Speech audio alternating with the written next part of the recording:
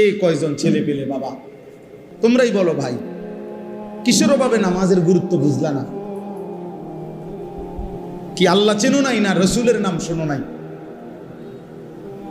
নাকি কোনো আলেমের মুখে কোনোদিন শোনো নাই, না কোরআন শরীফ কোনোদিন দেখো নাই, নাকি কোনো মসজিদ দেখো নাই জীবনে কোনোদিন, নাকি কোনো আজান শোনো নাই কোনোদিন? কিসের অভাবে হারায় গেলা যারা নামাজ পড়ো না? বাপ,